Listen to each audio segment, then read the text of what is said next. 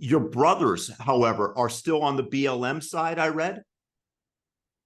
Yeah, I have two brothers who are still hardcore BLM advocates. They believe that BLM is a force for good.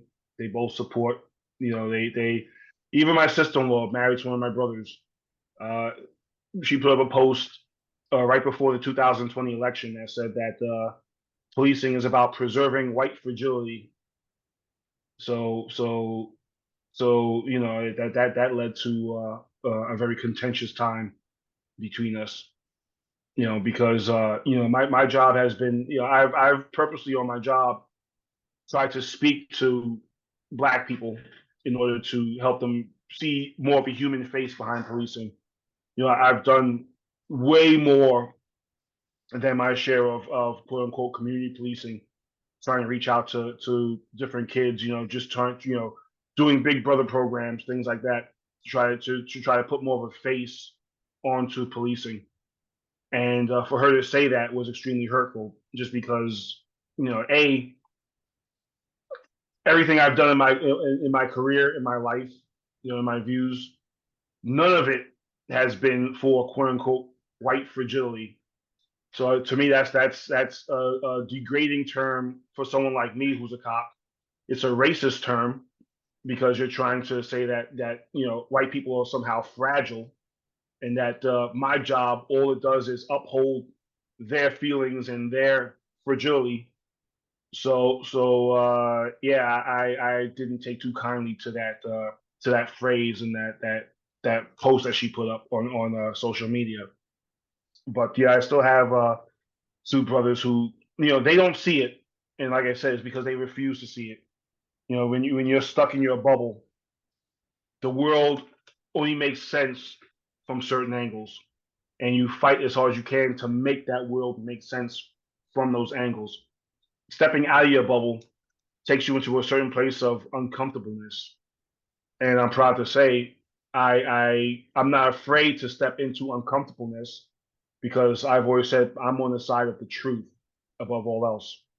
Well, you step into uncomfortableness every single day as a policeman. You do it every time that you go online and you espouse views that your own family will push back at you for. So obviously you're somebody that is very comfortable stepping into the unknown, which is something that I wish more people would have, because we're all caught up in our little silos and we want to be protected. And, and when I hear somebody like you said at the end of your Scott Adams video that there will be many white people that are going to start to push back. And I grew up playing basketball with most of the guys on the court, a lot of the time were Black, and I had absolutely no problems with them. And I love them. And some of my best friends are my Black basketball friends. And when a few years ago, the last time I was in Los Angeles, I was with my 6'5" buddy who was telling me today that race is the only thing that's important. And it just broke my heart because I'm so close with him. And now I see all the pushback online and I feel myself pushing back. Like, I don't even want to be around you guys if you're going to be like that. That doesn't mean individuals like you or my friend Kevin or Ron or my basketball buddies who I know are decent people. But why would I want to expose myself to people that dislike me based on the indoctrination that they've had from the leftists? Well, when I first saw Scott Adams and his video that went super viral, I said, okay, because my initial reaction was, wow, this is kind of racist. And I said, okay, let me take a step back and really look at what he's saying. And when I watched the video again and took all the emotion out of it, and took all the visceral feeling out of it, I said, you know what, he's not wrong. Because I can, if you go on TikTok, if you go on Instagram, if you go on Twitter, I see racist comments from Black content creators every day. And then their excuse is, oh, well, Black people can't be racist. Yes, Black people can be racist. They absolutely can be racist.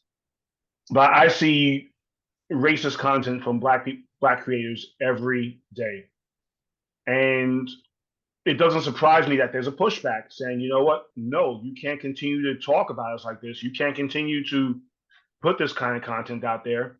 You can't continue to make these kind of videos, making fun of us and calling us this and calling us that, and you hide it under, well, we can't be racist because we don't have the power. Okay, but if I'm a white person who isn't racist and I'm seeing this video and you're accusing me of racism and you're accusing me of this, you're accusing me of that, you're calling me this, you're calling me that, like my sister-in-law put out, policing only enforces white fragility, and she's proud to put that kind of thing out.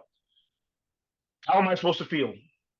Am I now supposed to look at every black person like I would love to be friends with them, but I don't want to be called racist, or I would love to be friends with them, but I don't want to have to now tiptoe around their feelings and tiptoe around their emotions. I have to say the right thing all the time, or else I'm worried about them flipping out on me. I can't just treat them like a human being.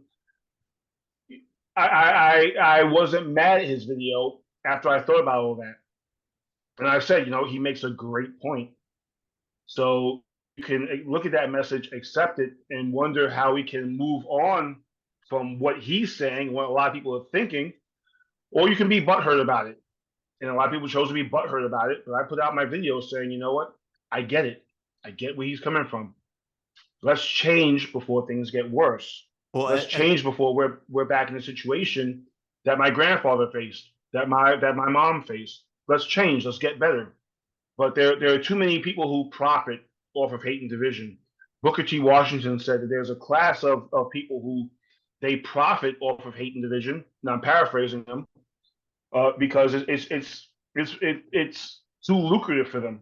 So they're going to do what they can to keep things going, and they're going to do what they can to bring the problems of the black person before society. You see Al Sharpton, who's made a career out of race hustling. You see Jesse Jackson, who's made a career out of race hustling. Nowadays, you have Sean King, who I'm not even sure if he's black, but he's made a career out of race hustling. Ibrim Kendi, Tariq Nasheed, all of them make a career out of race hustling. If racism were to end tomorrow, they would do everything they could to bring it back. BLM, who have profited massively from race hustling. So until we tell these people we're not going to listen to you any further, there's going to be a divide.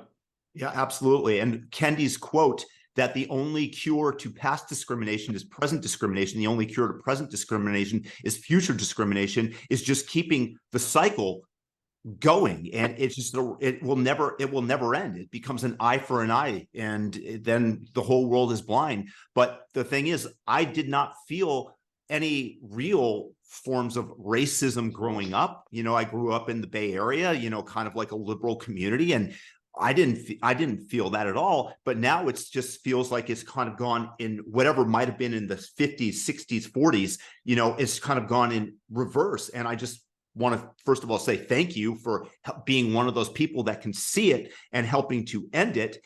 And I just hope that we discontinue listening to the Kendis of the world that want to perpetuate the racism for their own financial gain.